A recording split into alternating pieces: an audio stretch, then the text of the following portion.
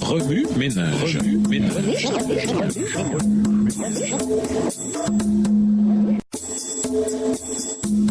Remue ménage.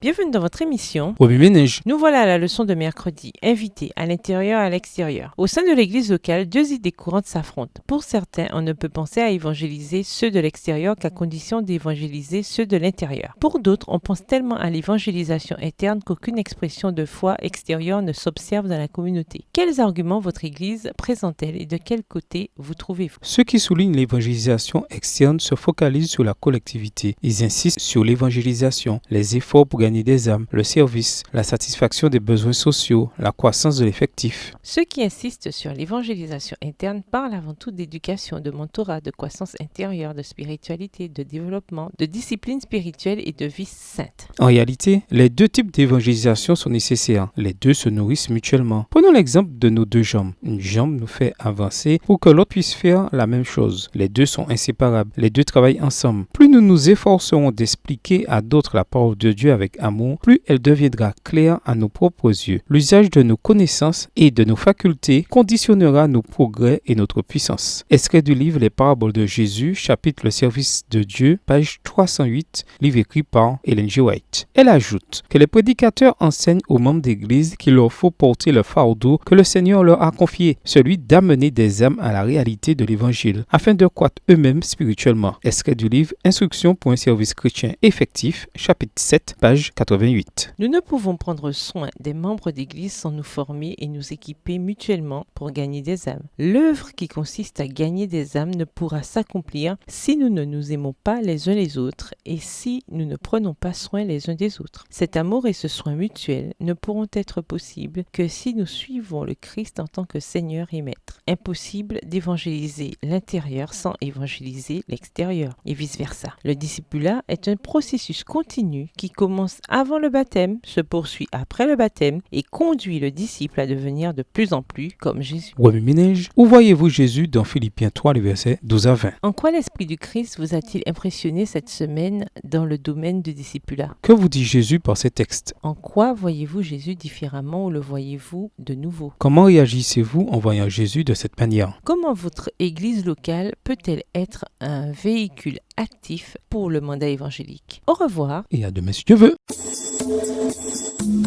Remue ménage. Remue ménage.